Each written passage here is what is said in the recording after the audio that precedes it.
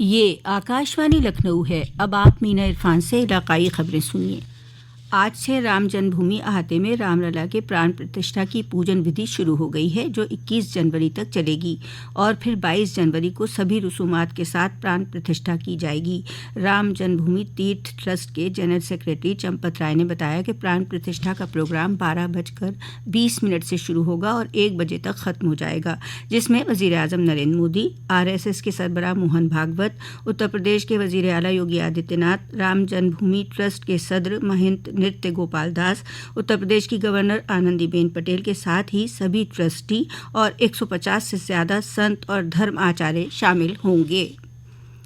وزیر اعظم نریندر مودی کی اپیل پر 14 جنوری سے 22 جنوری تک وسیع پیمانے پر صفائی مہم چلائی جا رہی ہے، جس میں ریاستی سرکار کے وزراء، افسران اضلاع میں پہنچ کر پارٹی کے عہدیداران اور کارکنان کے ساتھ مقامی لوگوں کے ساتھ مل کر پوری ریاست میں مندروں اور مٹھوں میں صفائی میں ہاتھ بٹا رہے ہیں۔ آج ریاستی سرکار کے وزیر سوتنتر دیو سنگھ باندھا، جتن پرساد شاہجہاں پور، اروند کمار شرما سدھارتھ نگر، سندیپ سنگھ کاس گنج، سریش راہی سیتاپور، رویندر جیسوال غازی پور، برجیش سنگھ مظفر نگر، سومین تومر میرٹھ، دانش آزاد انصاری بھدوہی، بلدیو سنگھ اولکھ رامپور، ریاستی نائب صدر سلل بشنوئی کانپور، محترمہ سنیتا دیال ہاپوڑ، نیلم سونکر اعظم گڑھ میں صفائی مہم میں شامل رہیں گے۔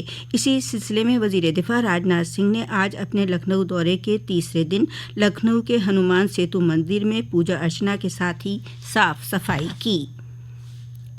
بہوجن سماج پارٹی سپریمو مایاوتی نے کہا ہے کہ ان کی پارٹی آئندہ لوک سبھا انتخاب اکیلے لڑے گی۔ انہوں نے یہ بات کل اپنی سالگرہ کے موقع پر لکھنؤ میں پارٹی دفتر میں میڈیا سے بات چیت کے دوران کہی۔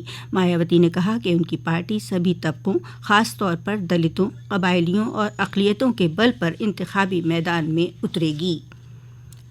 اتر پردیش ثانوی سنسکرت تعلیمی بورڈ نے اعلان کیا ہے کہ سال 2024 کے پورو مدھیمہ سے اتر مدھیمہ دویتیہ سطح کے امتحانات 15 فروری سے 29 فروری تک 13 ورکنگ ڈیز میں کرائے جائیں گے۔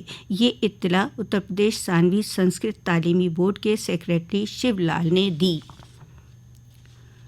عالمی شہرت کے مالک شاعر و ادیب منور رانا کو کل ایشباغ قبرستان میں نم آنکھوں سے سپرد خاک کر دیا گیا۔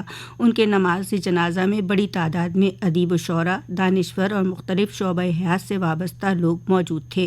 شہر میں موجود مشہور شاعر و نغمہ نگار جاوید اختر نے بھی جنازے کو کندھا دیا۔ جاوید اختر نے کہا کہ ان کے شاعری اور اردو کا بڑا نقصان ہے۔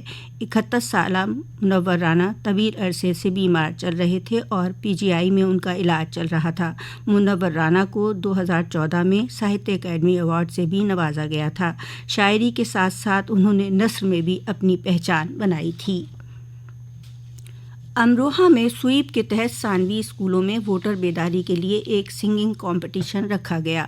اس موقع پر امروہہ شہر میں شرما دیوی بالیکا انٹر کالج کی طالبات کے درمیان یہ گانے کا مقابلہ منعقد کیا گیا، جس میں اسکولی طالبات نے بڑھ چڑھ کر حصہ لیا۔